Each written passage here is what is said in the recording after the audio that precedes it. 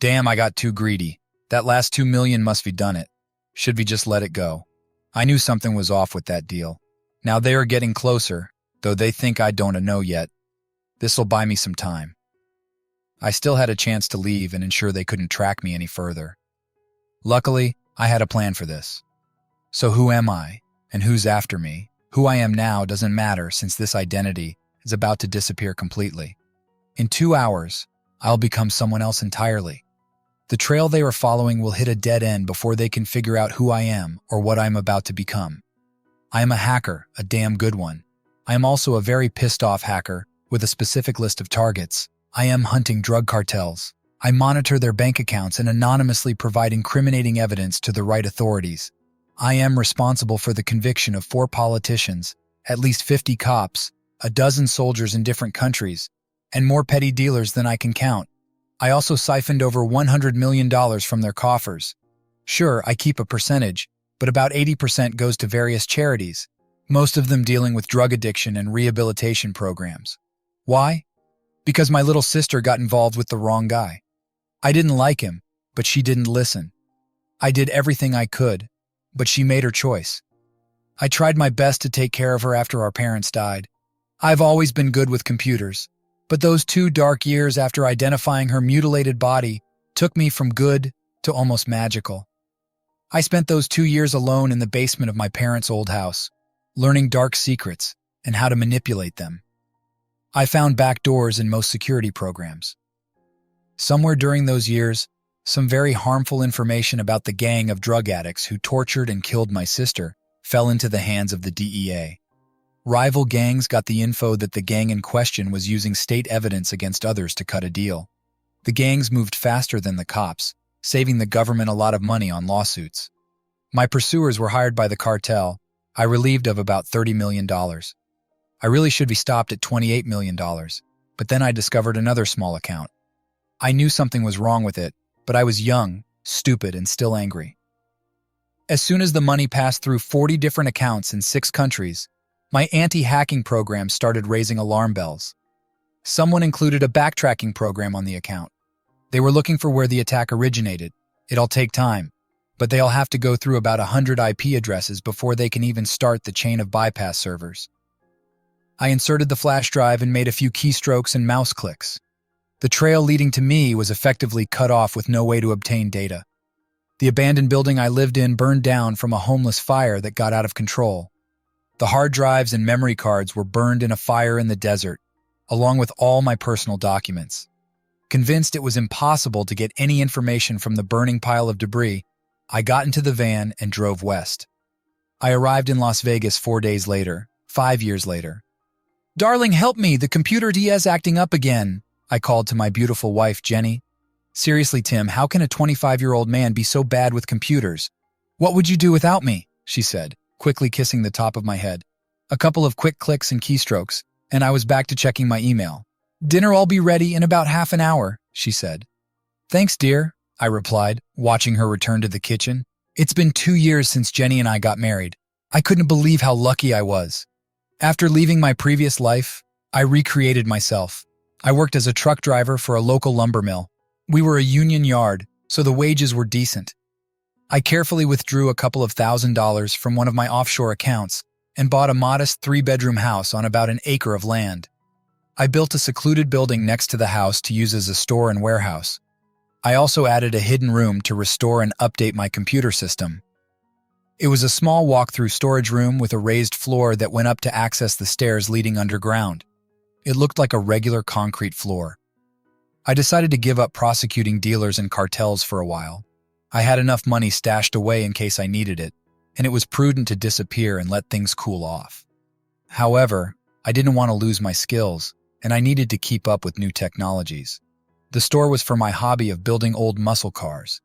My wife wasn't at all interested in this, so she never came into my store. It also gave me time and privacy to go online and play a little without her suspecting anything.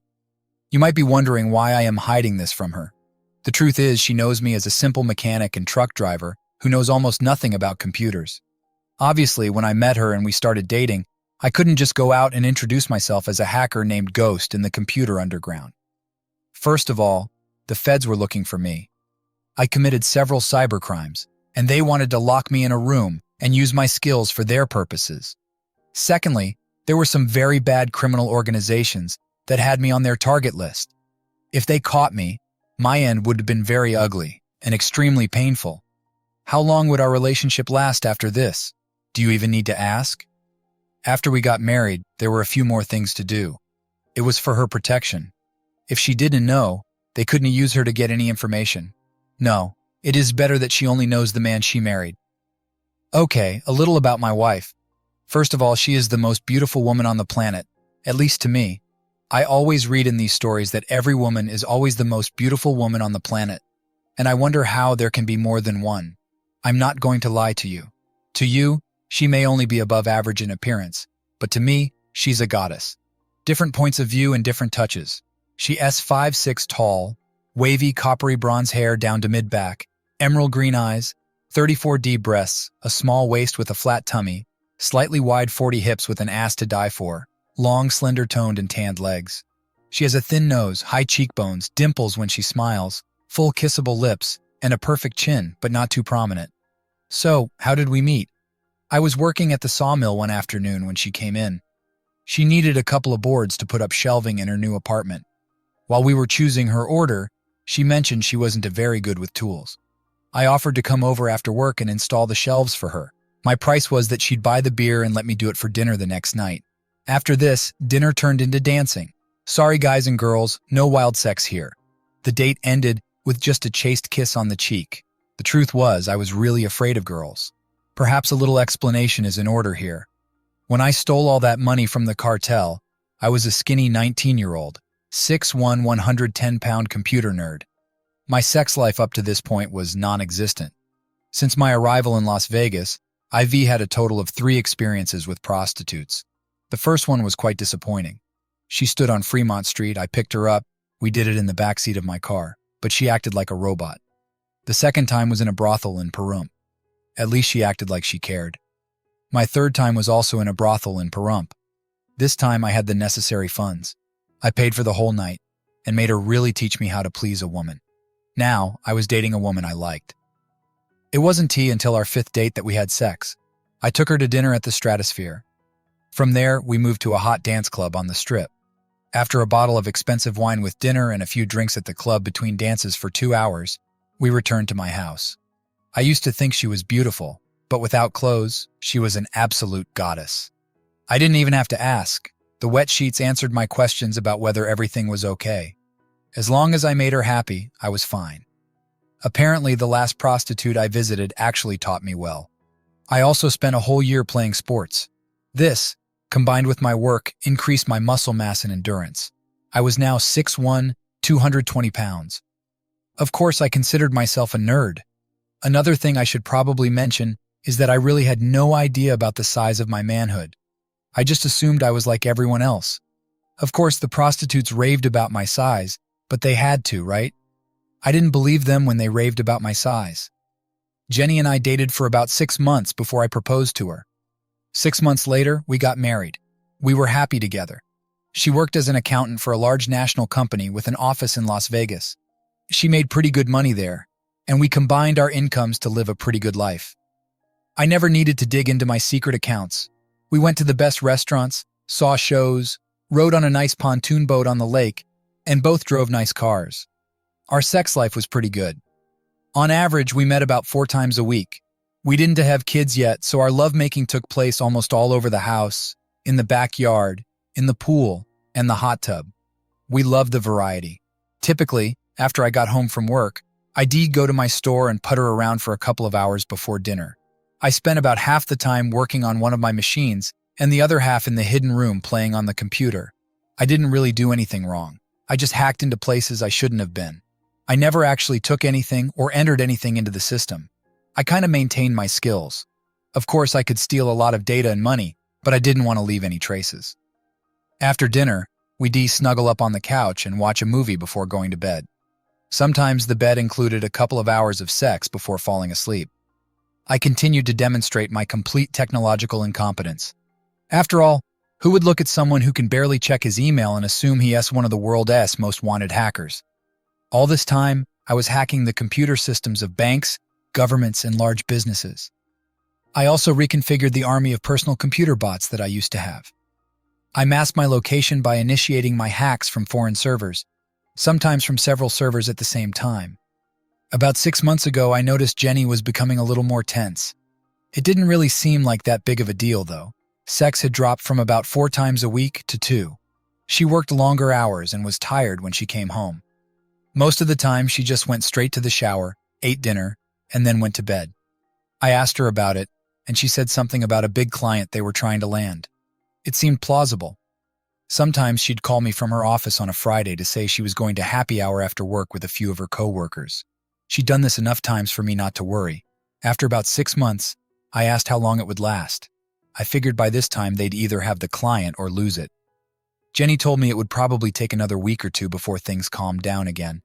I decided she needed a little pampering since she'd been working so hard, so I bought her a full-day spa package for that Saturday. She was thrilled when I gave it to her on Wednesday night. She thanked me, and we ended up in bed giving each other incredible pleasures. Saturday finally arrived, and she left for her spa day at 9 a.m. With a quick kiss, she walked out the door. She wouldn't be back until 4 in the afternoon. I grabbed my coffee and went out to the shop to finish building the engine I had on the bench. After about an hour, I took a break and went to my computer room. Up until this point, ID deliberately avoided hacking Jenny S. company. It was one of those Don T shit where you eat things. I was pretty adamant about this. I didn't contact the company I worked for, and I wouldn't contact the company she worked for. After logging in and checking my security programs, I began to wonder what this large client was.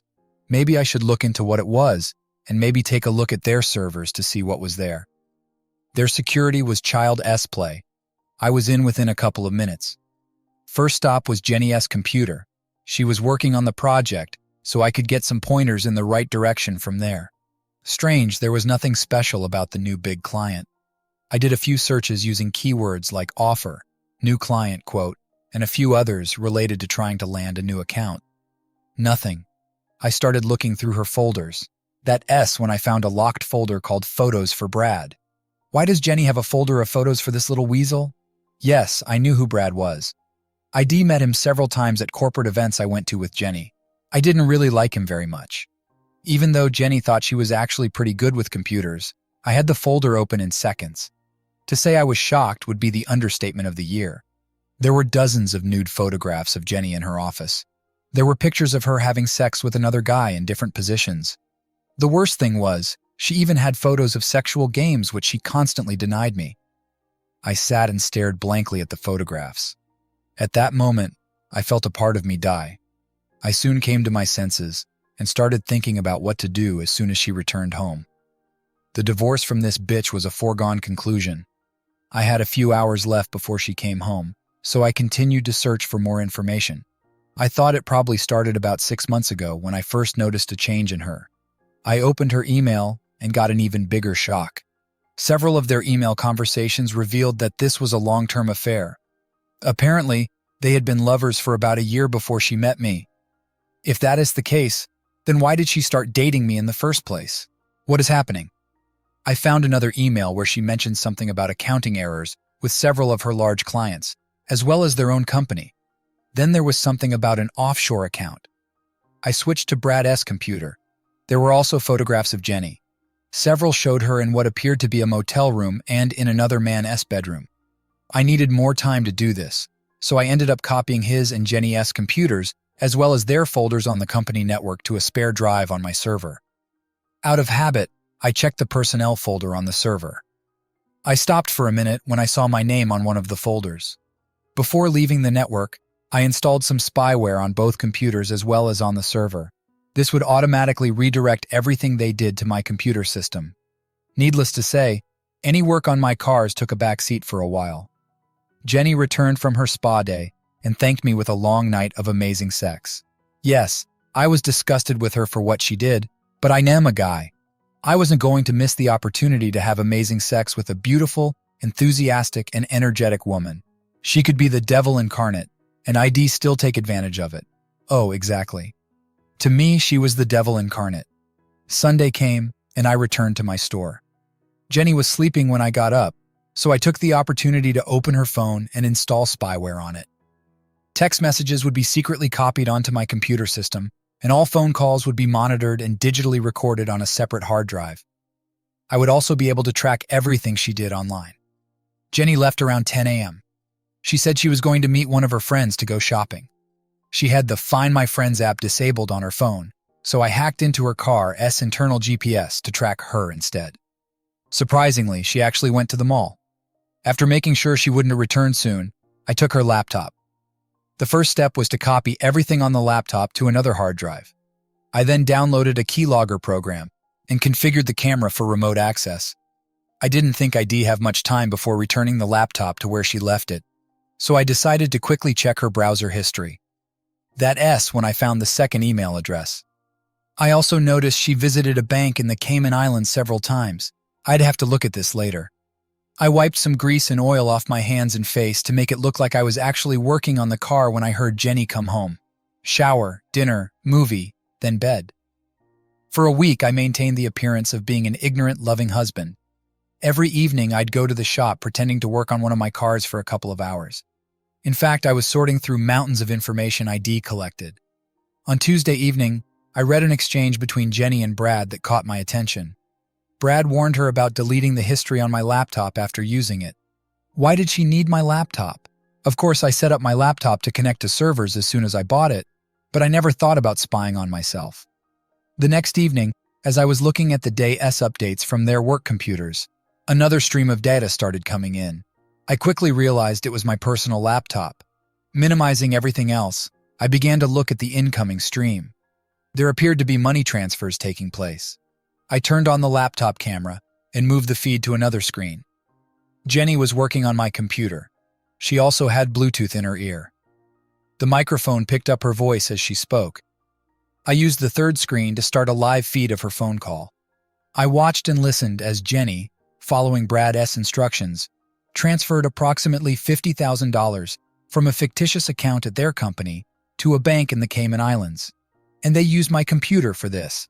She soon finished, deleted that day's history, and logged out. What's going on here?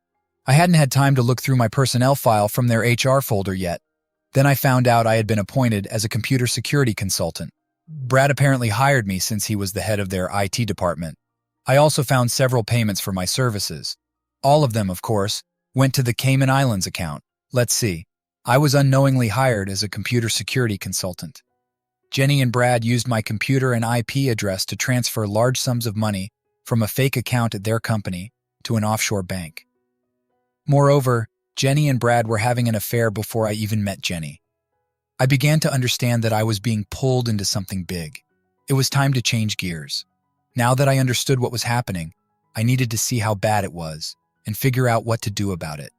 It was bad. When I checked the account in the Cayman Islands, I saw that there was almost $10 million in it. Checking the transactions, I saw that they started about 6 months after Jenny and I got married.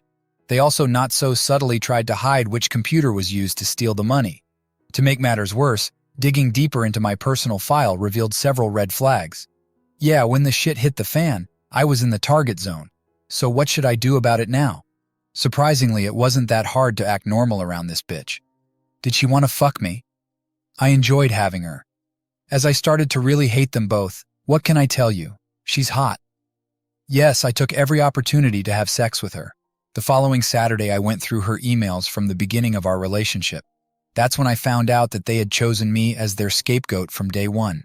Yes, she thought I was attractive and that sex with me wouldn't be such a chore, but she was a little worried about my obvious lack of computer skills. Brad thought it would be a bonus. The less I knew about computers, the less likely I was to uncover their plan. Now I needed a plan for revenge. I started setting everything up. First, a couple of new bank accounts were opened. I then activated the bot army I had created. Most of the bot army would be a distraction, but I had one small group that could be tracked down, although it would be difficult. Only a really good hacker would be able to trace it to the source. I didn't want it to be too easy. Of course, I erased the personnel folder with my name on it from Jenny's company servers. I also hacked and changed all the file transfers that were done on my laptop to show a different IP address.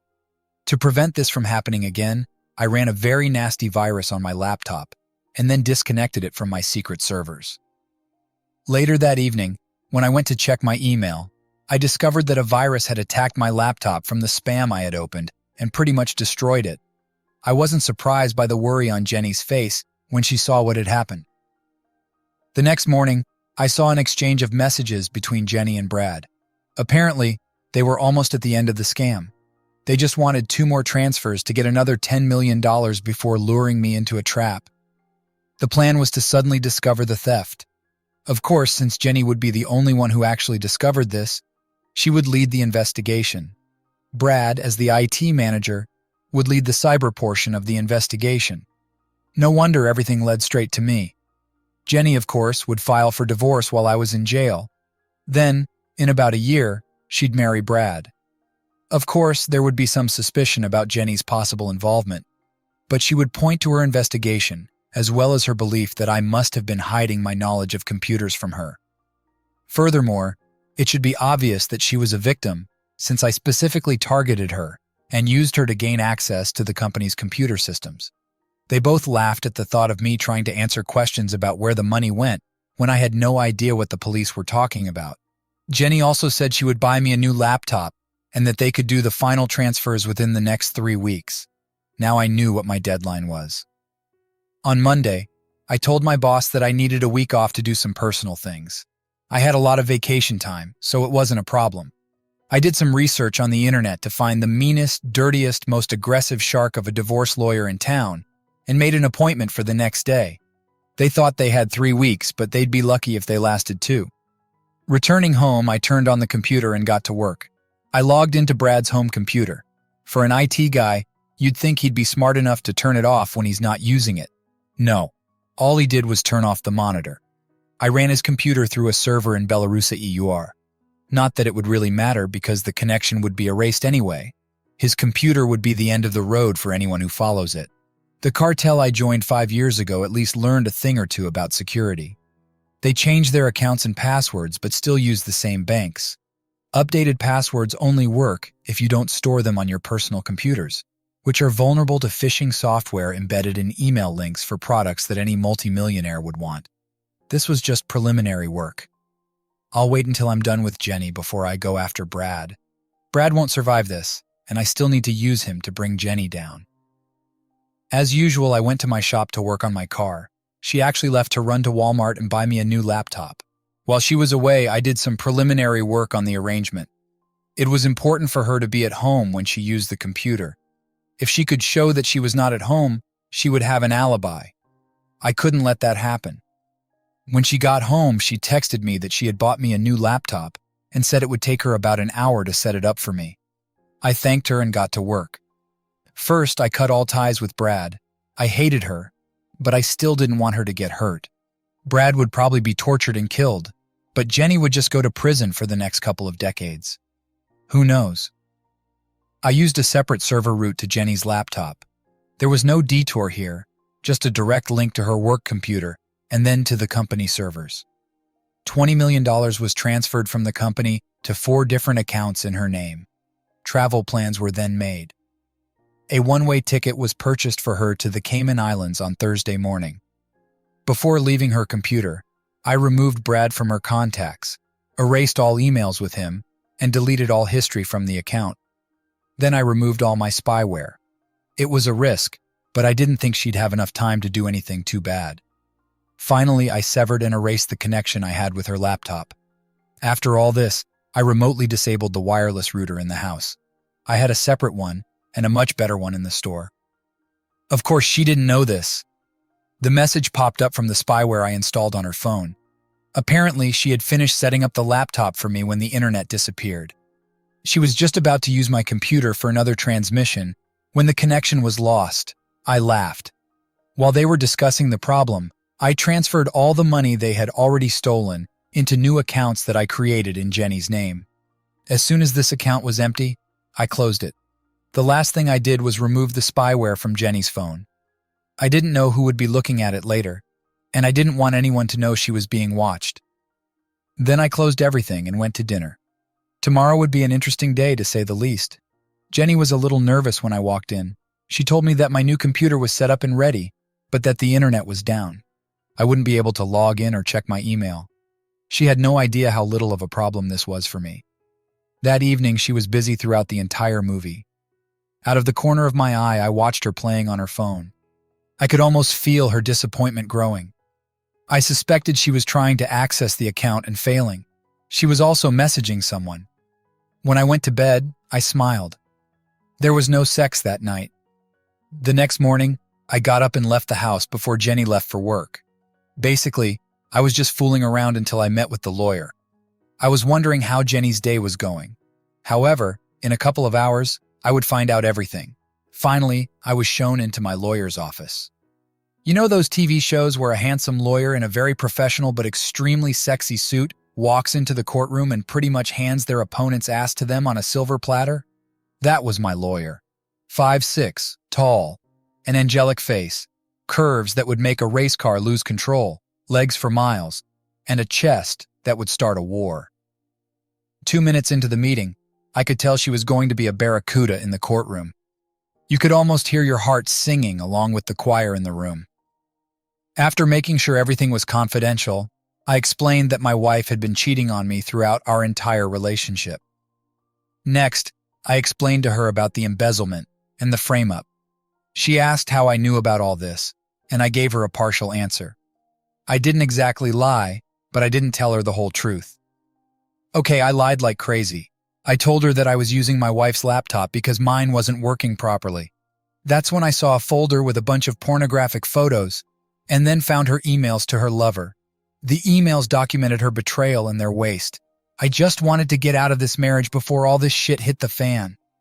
She agreed to take on the case and begin preparing documents. She said she could probably serve her by the end of the week. I told her to hold it for a while.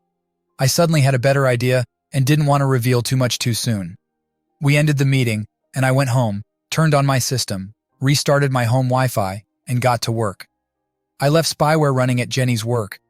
Apparently the shit hit the fan full force first thing in the morning. An emergency meeting was held. The $20 million theft was discovered, and an investigation was launched. By this time, I had managed to hack Brad's phone. Brad followed the theft and discovered that it led directly to Jenny. He also discovered that their account had been emptied and transferred to new accounts with $20 million since last night. Accusations rained down, and no justification could be found. Suddenly, Jenny received an email saying she was being called to a meeting with the CEO, CFO, and head of security. This should be interesting. The sound of several cars pulling into my driveway interrupted my fun. I locked up, went into the main store, and locked the secret door. No one needed to be interested in this room. Yes, I put some grease on myself to make it look like I was working on my car. As I exited the store, I saw several police cars as well as several large Chevrolet Suburbans. The police were wearing their regular uniforms, but the people getting out of the large SUVs were wearing windbreakers with FBI written on the back. I wonder what this could be about. I barely glanced at the warrants and let them into the house. Of course, I offered all possible help since I had nothing to hide. Guide mode was on. Yes, this must be my wife's computer. This is mine, but hasn't really been used since we just got it yesterday and the Wi-Fi was down last night. Of course, take whatever you think you need. No, I have absolutely no idea what's going on. Sorry, I'm not very good with computers. AUR. Just ask my wife and all our friends. I lost track of what was happening to Jenny when I was taken to the police station and questioned harshly for several hours. My story withstood it all. After all, I was just a truck driver with little to no computer knowledge. No, I had no idea what my wife did at work. She was an accountant and worked with several clients, but I didn't know who those clients were. What do you mean by a one-way ticket out of the country? Only she? No, I have no idea why she would fly somewhere without me. It soon became clear to them that I knew nothing about what was happening. They thoroughly searched my store but did not find the entrance to the computer room. In the end, they sent me home. Jenny was arrested while I was being questioned. Poor Brad was forced to testify against her and also see all the money found so it could be returned. He must have really felt betrayed when he found out that she had cut off his access to the money, transferred it into her own accounts, and then booked a one-way trip out of the country, leaving him with nothing. Fortunately, I foresaw that I would be interrogated. After all, I was her husband. It would be reasonable to assume that I might be working with her on this. Of course, I was her only phone call. Being an obedient husband, I called and found her a lawyer. Yes, I made inquiries about every criminal defense lawyer in town. Obviously, I needed to find the best lawyers so I wouldn't accidentally screw up and hire one of them for her. No, I purposely hired one of those who was slightly below average. I wanted her to be convicted and serve her entire sentence. The cool thing is that this is a federal case, and there's no parole or release for good behavior in federal prisons. If you are sentenced to 20 years in federal court, you will spend all 20 years in federal prison. All the way, I attended her bail hearing and used the house as collateral to bail her out. Because she was at risk of flying, she had to wear an ankle monitor. No matter how much I hated her, I could pretend to be a loving husband by all outward signs. Luckily, she was too depressed and shocked by her predicament to want sex. Her cell phone was confiscated as evidence, so I went down and bought her a new one. Yes, I took it to my store and added my spyware to it before giving it to her. Strangely, Brad blocked her number after she wrote him the first message. He replied that he could not have any contact with her since he was going to be called as a witness against her. Foolishly, she refused a plea deal and insisted on going to trial. She continued to claim that someone had set her up. She really thought she would win. True, she didn't do it all. She was guilty of taking half the money that was in that account, just not all the money, or using that particular account, or using her own computer or buying a plane ticket or firing her partner. Of course, the money was returned easily. The trial was funny from my point of view. It was very interesting to watch Brad testify against her using computer records. I saw his internal struggle over having to testify against his mistress, but he also thought that she had betrayed him and was planning to run away and leave him behind. All Jenny could see was that her soulmate had betrayed her and sent her to prison. I was filled with jubilation during the 3 days of his testimony. I watched silently as her love for him turned into hatred. She did her best on the witness stand, testifying on her own behalf. Unfortunately for her, the evidence was too strong, and she really couldn't come up with a plausible explanation for it. She will spend the next 20 years in federal prison. As the trial came to an end, it was time to take care of Brad. I had a really evil plan for him. Unfortunately, he will never know why this happened to him or that it was me. I couldn't take that risk, but it would be fun. I asked my lawyer to change the divorce papers to take into account Jenny's conviction and the fact that she would be in prison for the next 2 decades. She was served within a couple of days. I opened a couple of new accounts in Geneva, Switzerland, and the Cayman Islands with links to Brad. Using the dark web, I left a few subtle traces, all of which led to Brad's IP address. The ghost returned after 5 years. Of course, hacker chats picked it up. Now comes the hard part. I had to leave a mark, but it couldn't be obvious. I needed to make it possible for them to believe that it was an experienced hacker and to believe that it was actually me, but still allow them to believe that I had made a small enough mistake that they could still go on the trail. I had to go through 10 servers in 6 different countries. In the end, I launched an army of bots and attacked the first bank. I finally went in, found the 2 accounts I was looking for, and transferred them to Brad's new accounts. Having done this, I stopped the attack on the bank, severed and erased my connection to Brad's computer, and then entered the dark web to observe the reaction. I didn't really expect anything yet, but it's better to be careful. The next morning, there was another attack on another bank. 4 more accounts were emptied. Now there was $20 million in the account I opened for Brad. People started looking for me. They won't find me, of course, but they will eventually find the goat. Several dark web hacker boards caught fire. There was a group that was following the trail. It seemed like it was the same group that had been tracking me 5 years ago. It was time to end this. I returned to the bank, bypassed Brad's computer, and transferred $20 million to another account I had opened in Switzerland. I then erased all fingerprints from that transmission. I wasn't worried about the cartel getting that money back. I logged back into Brad's computer and launched another attack on a bank account that had a tracker embedded in it. This time, it was only $2 million. The money didn't matter, only the tracker attached to it did. Last time, I ran away because I knew about the thefts and could see how the beacon worked. If I didn't know about the money transfers or accounts I had, and if I didn't know about the tracker attached to that last account, I would have been caught. I wonder how Brad will try to explain all this to them. I'd like to see them asking him where the money is when he has no idea what kind of money they're talking about. It's time to cut ties with his computer and erase all my fingerprints. This was a week later. I cleared out my computer room and turned it into a storage room. I was finishing up paperwork for a place I had purchased in Montana through a C corporation that kept my name under wraps when a missing person story broke on the news. It seemed Brad hadn't shown up for work for a couple of days and no one knew where he was. His car was found abandoned in a shopping center parking lot, but he was nowhere to be seen.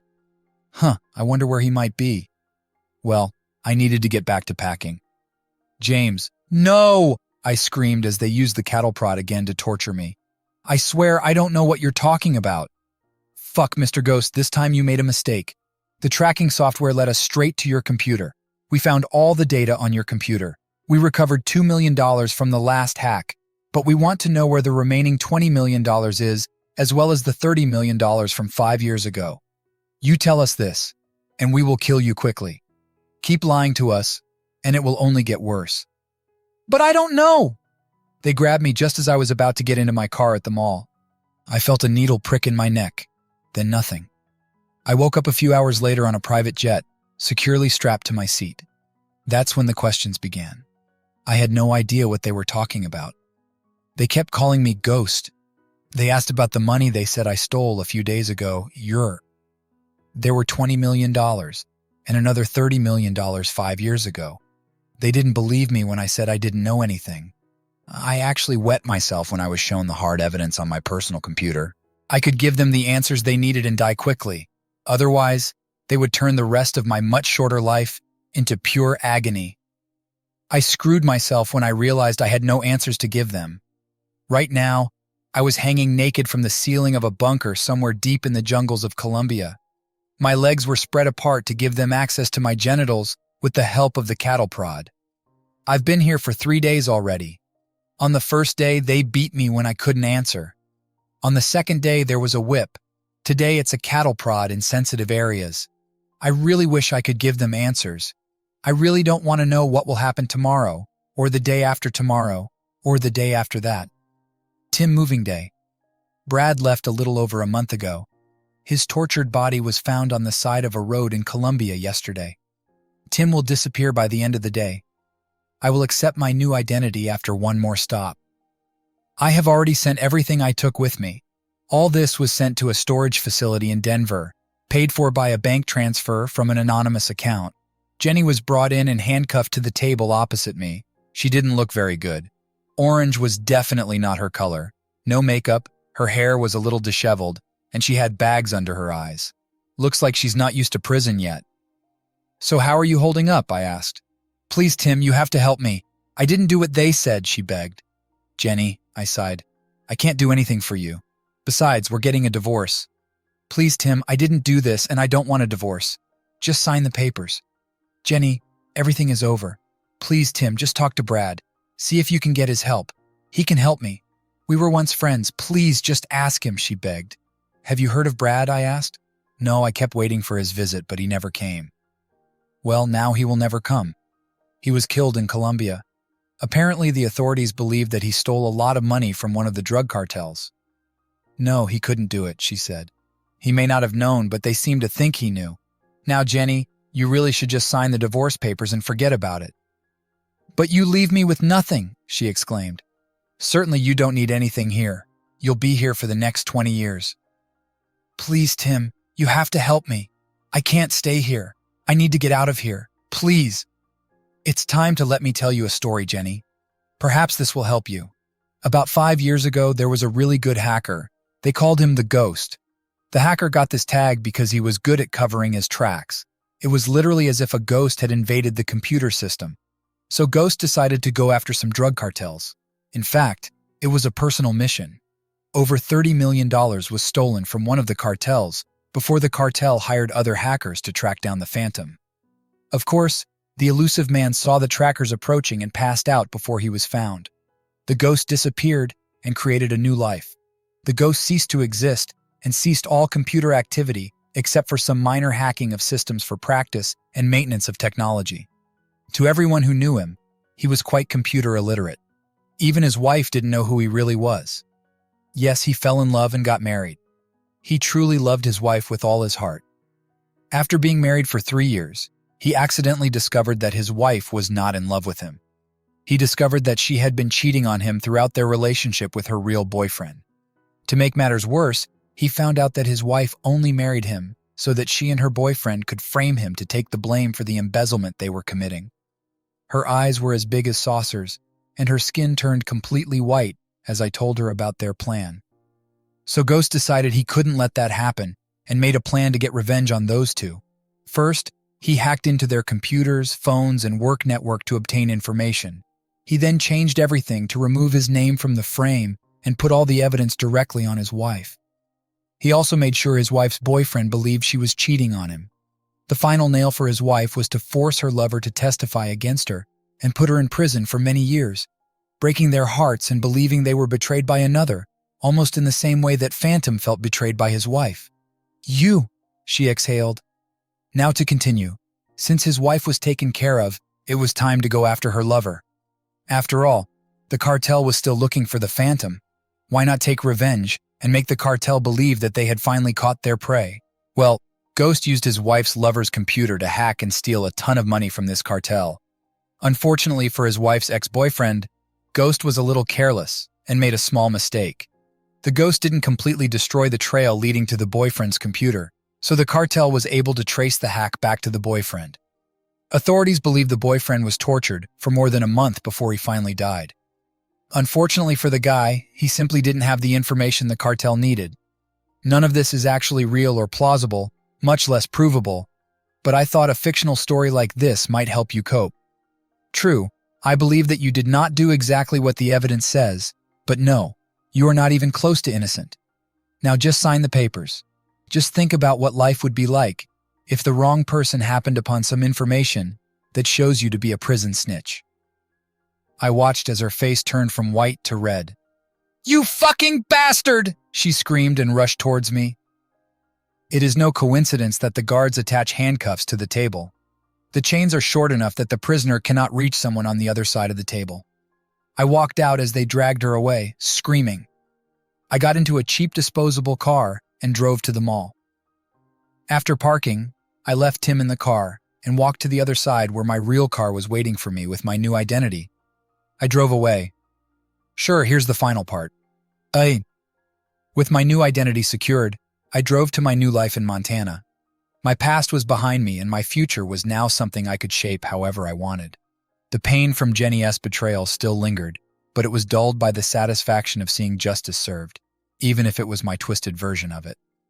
I settled into my new home, a modest cabin in the woods, far from the hustle and chaos of Las Vegas. The peace and quiet were a welcome change. I had chosen this place carefully, away from prying eyes, and with plenty of space to live a quiet life. My days were spent working on my new projects, mostly restoring classic cars, a hobby that had become a passion. The cabin also had a secure underground bunker, much like the one I had in my previous home, but this time even more secure and better hidden. I didn't want to return to hacking, but I needed to be prepared for any eventuality. Old habits die hard, and the skills I had honed over the years were too valuable to let rust. I found solace in the simple things. The sound of birds in the morning, the rustle of leaves in the wind, and the satisfaction of a day's work well done. I had a few neighbors, but I kept to myself, friendly but distant. I was just the quiet guy who liked his privacy, and in a place like this, people respected that. One evening as I sat on the porch watching the sunset, my mind wandered back to Jenny. She was now serving her sentence in federal prison, and from what little news I could gather, she was struggling. The thought brought a mixture of emotions. There was still a part of me that mourned the loss of what could have been, but it was overshadowed by the knowledge of what she had done. Betrayal is a hard pill to swallow, but I had found a way to move on. I also thought about Brad and what he had gone through. His fate was sealed the moment I decided to use him as a pawn in my game. The cartel's retribution was brutal, but in my mind, it was justified. He had chosen his path, just as I had chosen mine. We were all victims of our choices. Life in Montana was slow and steady. I made a few friends, mostly other car enthusiasts who appreciated my skills. We'd spend weekends working on projects, sharing tips and tricks, and enjoying each other's company. It was a simple life, but it was mine. No more secrets, no more lies. just the open road and the satisfaction of a job well done. One day, a letter arrived from a lawyer in Las Vegas. It was from Jenny S. attorney, notifying me of her intent to appeal her conviction. She still claimed she was framed and wanted me to testify on her behalf. I laughed at the irony. Even from prison, she still believed she could manipulate me. I tossed the letter into the fireplace and watched it burn. Jenny had made her bed, and now she had to lie in it. As the months turned into years, I continued to build my new life. I even started dating again, cautiously at first. Trust was a difficult thing for me, but I met a woman who was kind and understanding. Sarah was a local artist, and we bonded over our shared love of creativity. She didn't pry into my past, and I didn't offer much. We enjoyed our time together, and for the first time in a long while, I felt genuinely happy. My hacking days were behind me, but the skills I had developed were still useful. I occasionally helped friends with minor computer issues, always playing the part of the bumbling amateur. It was almost comical how easily people accepted my facade. They had no idea who I really was, or what I was capable of, and that was exactly how I wanted it. I stayed vigilant, though. The cartel might still be out there, and if they ever figured out the truth, they'd come for me. But I had covered my tracks well, and my new identity was rock solid. I was no longer the ghost. I was just a man trying to live a peaceful life in the woods of Montana. Sarah and I grew closer, and eventually, we got married. It was a small ceremony, just a few close friends.